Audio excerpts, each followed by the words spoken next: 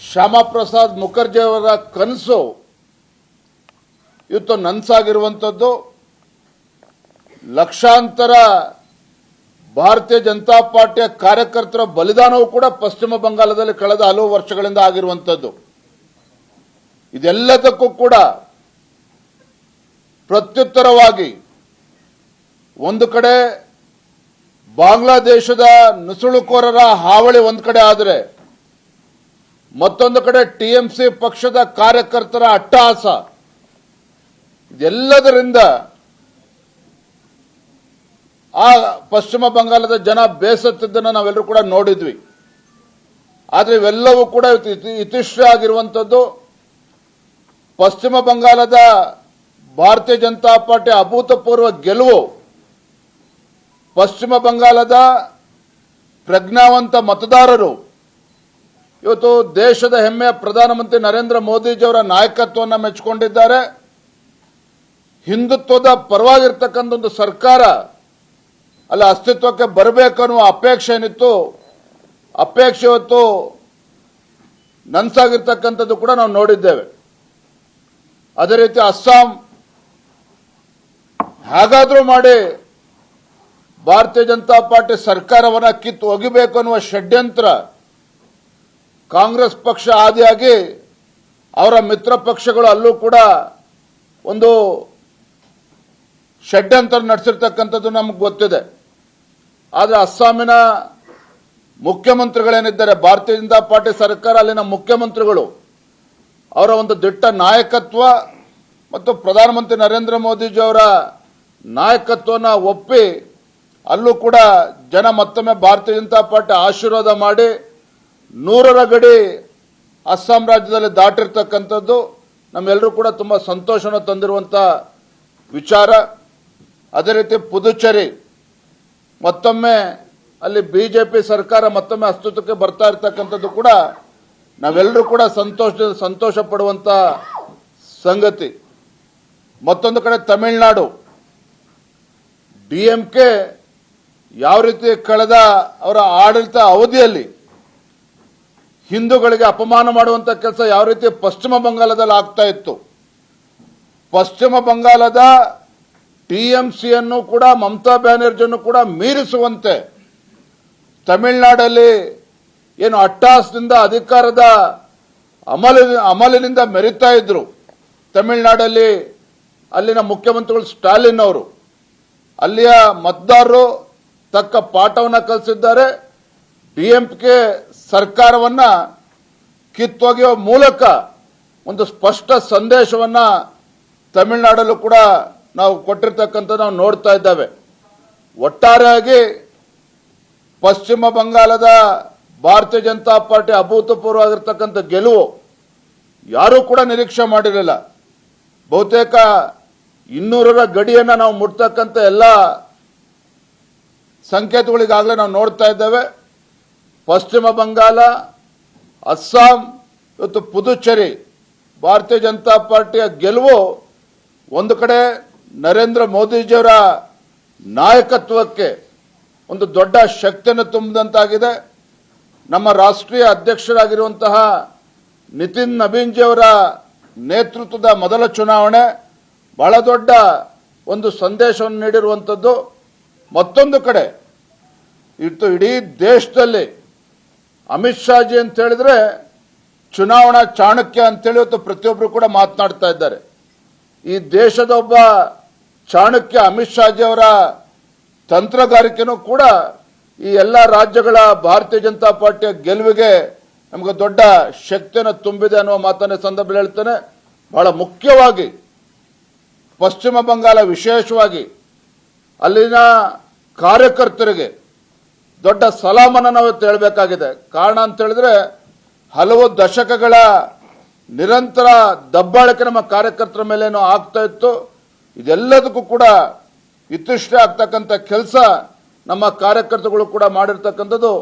ಎಲ್ಲ ಈ 3 ರಾಜ್ಯಗಳ ಎಲ್ಲ ನಮ್ಮ ಕಾರ್ಯಕರ್ತರು ಕೂಡ ನಾನು ತಮ್ಮ ಮುಖೇನ ಅವರಿಗೆ ವಂದನೆ ಅಭಿನಂದನೆ ಕೂಡ ನಾನು ಸಂದರ್ಭದಲ್ಲಿ ಸಲ್ಲಿಸೋಕೆ ಇಚ್ಛೆಪಡ್ತೇನೆ.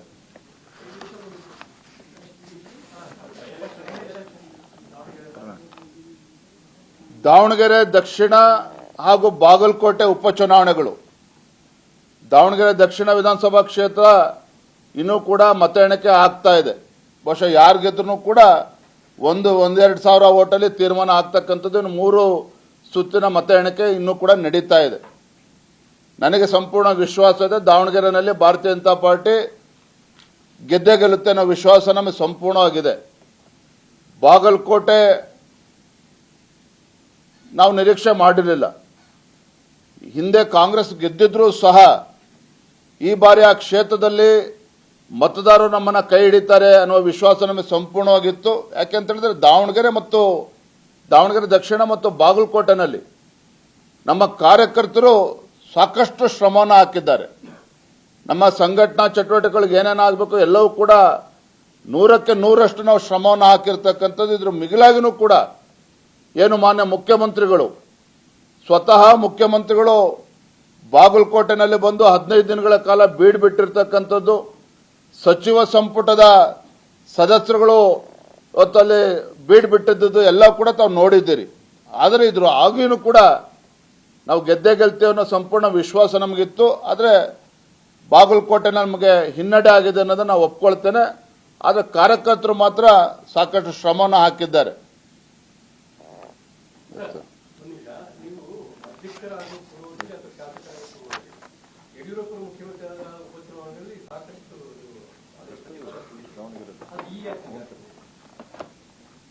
ನೋಡಿ, ಹಿಂದೆ ಬಿಜೆಪಿ ಸರ್ಕಾರ ಇದ್ದಾಗ ಯಾವ ರೀತಿ ಉಪಚುನಾವಣೆ ನಾವು ಗೆದ್ದಿದ್ವಿ, ಇದೇ ಕಾಂಗ್ರೆಸ್ ಸರ್ಕಾರ ಇದ್ದಾಗ ಸಿದ್ದರಾಮಯ್ಯನವರು ಮುಖ್ಯಮಂತ್ರಿಗಳಿದ್ದಾಗ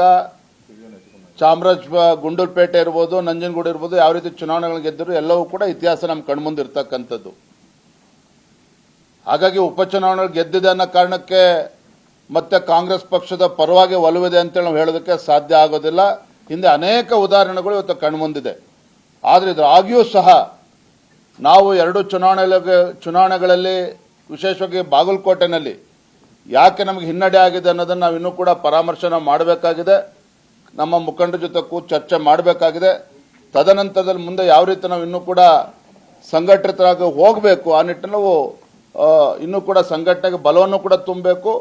ಸಂಘಟಿತರಾಗಿ ಹೋಗೋದಕ್ಕೆ ಏನು ಮಾಡಬೇಕು ಅದ್ರ ಬಗ್ಗೆ ನಾವು ಸ್ಟ್ರಾಟಜಿ ನಾವು ಮಾಡ್ತೇವೆ.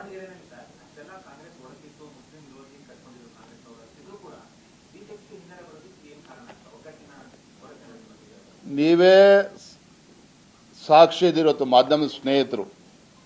ಬಾಗಲಕೋಟೆ ಇರ್ಬೋದು, ದಾವಣಗೆರೆ ದಕ್ಷಿಣ ವಿಧಾನಸಭಾ ಕ್ಷೇತ್ರ ಇರ್ಬೋದು, ಯಾವುದೇ ಒಂದು ಸಣ್ಣ ಒಡಕಿಲ್ದೇನೆ, ಅಷ್ಟೆಲ್ಲ ವ್ಯತ್ಯಾಸಗಳು ಇದ್ರೂ ಸಹ ಯಾವುದೇ ಒಂದು ಸಣ್ಣ ಒಡಕಿಲ್ದೇನೆ ಅಲ್ಲ ಸ್ಥಳೀಯವಾಗಿರ್ತಕ್ಕಂಥ ನಮ್ಮ ಎಲ್ಲ ಮುಖಂಡರುಗಳು ತಮ್ಮ ಸಮಸ್ಯೆಗಳನ್ನು ಬದಿಗಿಟ್ಟು ನಮ್ಮ ಪಕ್ಷದ ಅಭ್ಯರ್ಥಿಯ ಪರವಾಗಿ ಒಟ್ಟಾಗಿ ಒಂದಾಗಿ ಎಲ್ಲರೂ ಕೂಡ ಶ್ರಮನ ಹಾಕಿದ್ದಾರೆ. ಹಾಗಾಗಿ ನಮಗೇನೋ ಒಡಕಿತ್ತು, ಅದಕ್ಕೇನೋ ಹಿನ್ನಡೆ ಆಗಿದೆ ಅಂತಕ್ಕಂಥ ಪ್ರಶ್ನೆ ಅಲ್ಲ.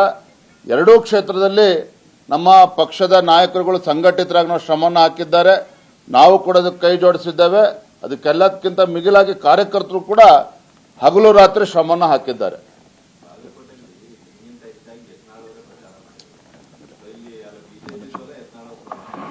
ಒಂದು ನಿಮಿಷ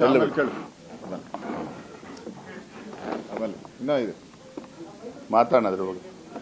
ಪಂಚರಾಜ್ಯ ಚುನಾವಣೆಯಲ್ಲಿ ಬಿಜೆಪಿಗೆ ಮತ ನೀಡಿದಕ್ಕಂಥ ಎಲ್ಲ ಮತದಾರರಿಗೆ ಕರ್ನಾಟಕ ಬಿಜೆಪಿ ಪರವಾಗಿ ಅಭಿನಂದನೆ ಸಲ್ಲಿಸ್ತಾ ಇದ್ದೀರಿ. ವಿಶೇಷವಾಗಿ ಭಯೋತ್ಪಾದಕರ ಹೆಬ್ಬಾಗಿಲಾಗಿದ್ದಂಥ, ನುಸುಳುಕೋರರ ಹೆಬ್ಬಾಗಿಲಾಗಿದ್ದಂಥ ಬಾಂಗ್ಲಾದೇಶದವರು ಸುಮಾರು 2 ಕೋಟಿ ಜನ ದೇಶಕ್ಕೆ ಬರೋ ರೀತಿ ಅವ್ರಿಗೆಲ್ಲ ಒಂದು ರೀತಿ ಆಧಾರ್ ಕಾರ್ಡ್ ಎಲ್ಲ ಕೊಟ್ಟಂತ ಮಮತಾ ಅವರ ರಾಜಕೀಯದ ಜೀವನ ಇರ್ಬೋದು, ಸರ್ಕಾರ ಇರ್ಬೋದು, ಇವತ್ತು ಅಂತ್ಯ ಆಗಿದೆ. ದೇಶದ ಭದ್ರತೆಗೆ ನರೇಂದ್ರ ಮೋದಿ ಒಬ್ಬರೇ ಸೂಕ್ತ ಅನ್ನೋಂಥದ್ದು ಈ ಚುನಾವಣೆಯ ಫಲಿತಾಂಶ. 5 ರಾಜ್ಯದ ಚುನಾವಣೆ ನಡೀತಾ ಇದ್ರು ಕೂಡ ದೇಶದ ಗಮನ ಎಲ್ಲನೂ ಕೂಡ ವೆಸ್ಟ್ ಬೆಂಗಾಲ್ ಕಡೆನೇ ಇತ್ತು. ಕಾರಣ ಅಲ್ಲಿನ ದುರಾಡಳಿತ, ಪ್ರತಿನಿತ್ಯ ಹಲ್ಲೆ, CBI ಇರ್ಬೋದು, ಇನ್ಕಮ್ ಟ್ಯಾಕ್ಸ್ ಇರ್ಬೋದು, ನ್ಯಾಯಾಂಗದ ಮೇಲೆ ಆಪಾದನೆ ಮಾಡ್ತಕ್ಕಂಥದ್ದು ಇರ್ಬೋದು, ರಾಜ್ಯಪಾಲರ ಮೇಲೆ ಆಪಾದನೆ ಮಾಡ್ತಕ್ಕಂಥದ್ದು, ಇದೇ ಚಾಳಿ. ಇವತ್ತು ಅದು ಅಂತ್ಯ ಆಗಿದೆ. ಇಡೀ ದೇಶದ ಭದ್ರತೆ ಇವತ್ತು ಗಟ್ಟಿಯಾಗುವಂತ ಒಂದು ವಾತಾವರಣ ಇದೆ.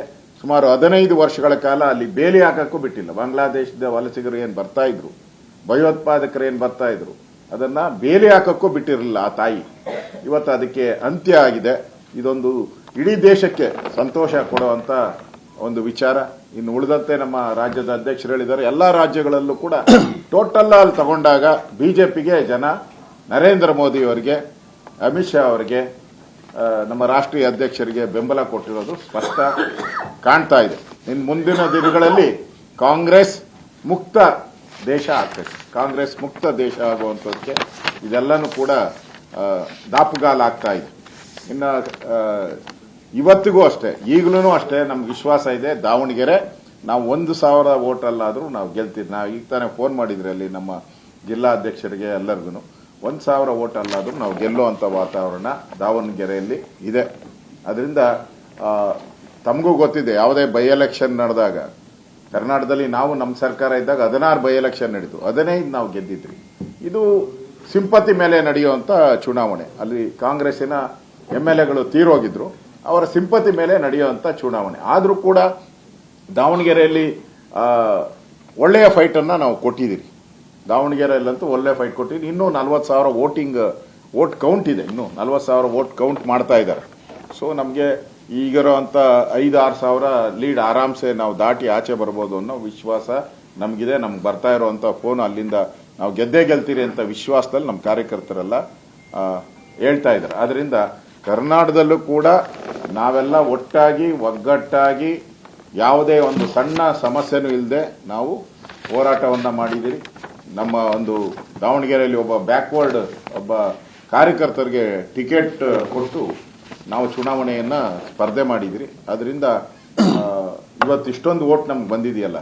ಈ ಕಳೆದ ಬಾರಿ ನಾವು 25,000 ವೋಟಲ್ಲೇನೋ ನಾವು ಸೋತಿದ್ದು. ಈ ಬಾರಿ ನೆಕ್ ಟು ನೆಕ್ ಫೈಟ್ ಇದೆ. ಮುಖ್ಯಮಂತ್ರಿನೇ ಒಪ್ಕೊಂಡಿದ್ದಾರೆ. ಅವರ ಈಗ ಪತ್ರಿಕಾ ಹೇಳಿಕೆ ನೋಡಿದೆ, ಅಲ್ಲಿ ನಾವು ಬಹಳ ಕಡಿಮೆ ಅಂತರದಲ್ಲಿ ಗೆಲ್ಲುವಂತ ವಾತಾವರಣ ಇದೆ. ಇಲ್ಲ, ನಮಗೆ ನಾವು ಬಿಜೆಪಿ ಗೆಲ್ಲುವಂತ ವಾತಾವರಣ ಇವತ್ತಿಗೂ ಈಗಲೂ ಕಾಣ್ತಾ ಇದೆ. 40,000 ವೋಟಿಂಗ್ ಕೌಂಟ್ ಆದ್ಮೇಲೆ ನಮಗೆ ಅಲ್ಲೂ ಕೂಡ ಗೆಲುವಾಗ್ತೈತೆ ಅನ್ನೋ ವಿಶ್ವಾಸ ನಮಗಿದೆ.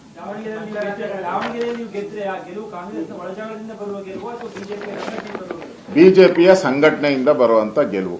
ಕಾಂಗ್ರೆಸ್ ಅಲ್ಲಿ ಒಡಕಿದೆ ಅಂತ ಅದನ್ನ ನಾವೇನ್ ಬೆನಿಫಿಟ್ ಅಂತ ಮಾಡಕ್ ಹೋಗಲ್ಲ. ಅದು ಅವ್ರ ಪಾಡು. ಅವ್ರು ಕಿತ್ತಾಡ್ಕೊಂಡು ಮುಖ್ಯಮಂತ್ರಿ ಕುರ್ಚಿ ಕಿತ್ತಾಡ್ಕೊಂಡು ಮುಸ್ಲಿಮರಿಗೆ ಅನ್ಯಾಯ ಆಗಿದೆ, ಮುಸ್ಲಿಮರಿಗೆ ದ್ರೋಹ ಬಗ್ದಿದ್ದಾರೆ ಅಂತ ಮುಸಲ್ಮಾನರು ಬಹಳ ಹಿಂದೆನೆ ತಿಳ್ಕೊಬೇಕಾಯ್ತು ನಮ್ಗೆ ದ್ರೋಹ ಆಗ್ತಾ ಇದೆ ಅಂತ. ಈಗಾದ್ರೂ ಅಟ್ಲೀಸ್ಟ್ ಮುಸಲ್ಮಾನ ಬಾಂಧವರು ತಿಳ್ಕೊಂಡಿದಾರಲ್ಲ, ನಮ್ಗೆ ದ್ರೋಹ ಬೆನ್ನಿಗೆ ಚೂರಿ ಹಾಕಿದ್ರು ಕಾಂಗ್ರೆಸ್ ಅವರು ಅಂತ. ಅದು ತಿಳ್ಕೊಂಡ್ರೆ ಇಡೀ ದೇಶಕ್ಕೂ ಒಂದು ಒಳ್ಳೆ ಮೆಸೇಜ್ ಹೋಗ್ತೈತೆ. ಅದರಿಂದ ಇದು ಗೆಲುವು ಬಿಜೆಪಿಯ ಗೆಲುವು. ಯಾಕಂದ್ರೆ ನಾವು ಕ್ಯಾಂಡಿಡೇಟ್ ಹಾಕ್ಬೇಕಾದ್ರೆ ನಾವೆಲ್ಲ ಯೋಚನೆ ಮಾಡಿ ಒಬ್ಬ ಬ್ಯಾಕ್ವರ್ಡ್ ಕ್ಲಾಸ್ಗೆ ಕೊಡಬೇಕು ಅನ್ನೋ ತೀರ್ಮಾನವನ್ನ ಮಾಡಿ ಕಾರ್ಯಕರ್ತರಿಗೆ ಕೊಡಬೇಕು ತೀರ್ಮಾನ ಮಾಡೋದ್ರಲ್ಲ, ಅದರ ಪ್ರತಿಫಲ ಇಷ್ಟೊಂದು ಫೈಟ್ ಆಗ್ತಾ ಇರುವಂತದ್ದು. ಅದರಿಂದ ಗೆಲುವಾಗ್ತೈತೆ.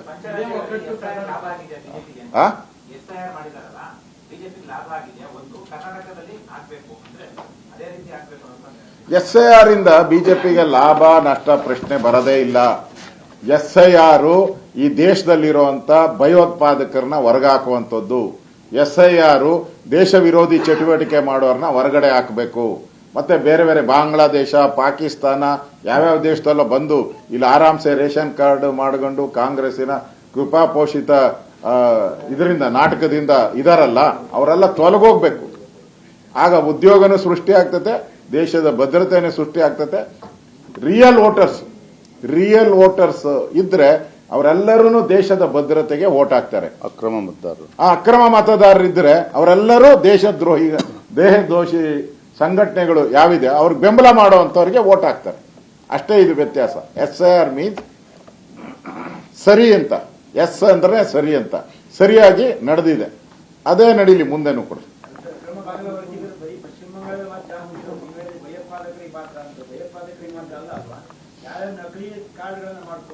ಅದೇ ಹೇಳಿದಪ್ಪ, ಅಕ್ರಮ ಮತದಾರರು ಯಾರ್ಯಾರಿದ್ದಾರೆ ಅವರೆಲ್ಲರೂ ಕೂಡ SIR ಅಂತಕ್ಕಂಥದ್ದು ಯಾರ್ಯಾರು ಮತದಾರ ಪಟ್ಟಿನಲ್ಲಿ ಅಕ್ರಮವಾಗಿ 2 ಕಡೆ 3 ಕಡೆ ಅವರ ಹೆಸರುಗಳು ಎಂಟ್ರಿ ಆಗಿರ್ತಕ್ಕಂಥದ್ದು, ಇದನ್ನ ಗಮನಿಸ್ತಕ್ಕಂಥದ್ದು. SIR ನಮ್ಮ ಕ್ಷೇತ್ರದಲ್ಲೂ ಇದೆ. ರಾಮನಗರದಿಂದ ಬಂದು ವೋಟ್ ಮಾಡ್ತಾರೆ, ಕನಕಪುರದಿಂದ ವೋಟ್ ಮಾಡ್ತಾರೆ, ಬಂದು ಹೊಸೂರಿಂದ ವೋಟ್ ಮಾಡ್ತಾರೆ. ಬೇಕಾದಷ್ಟು ಜನ 3-3, 4-4 ವೋಟ್ ಇಟ್ಕೊಂಡಿರೋ ನಮ್ಮ ಬೆಂಗಳೂರಲ್ಲಿ ಯಾಕೆ ಪರ್ಸೆಂಟೇಜ್ ಕಡಿಮೆ ಆಗ್ತದೆ? 45-48% ಬೆಂಗಳೂರಲ್ಲಿ ಆಗುವಂಥದ್ದು ವೋಟು. ಯಾಕೆ ಈ ತರ ವೋಟ್ಗಳು ಬೇರೆ ಬೇರೆ ರಾಜ್ಯದಿಂದ ಬೇರೆ ಬೇರೆ ಜಿಲ್ಲೆಯಿಂದ ಬಂದು ವೋಟ್ ಮಾಡ್ತಾರೆ, ಅದು ಹೋಗ್ತತೆ. ಅದರಿಂದ FIR ನಿಜ ಸ್ಥಿತಿ, ದೇಶದ ನಿಜವಾದ ಮತದಾರ ಯಾರು ಅದನ್ನ ಸೂಚನೆ ಮಾಡುವಂತ ಒಂದು ವಿಧಾನ ಅದು. ಅದರಿಂದ ಬಿಜೆಪಿಗೆ ಲಾಭ ನಷ್ಟದ ಪ್ರಶ್ನೆ ಇಲ್ಲ, ದೇಶದ ಭದ್ರತೆ ಪ್ರಶ್ನೆ. ಧನ್ಯವಾದ.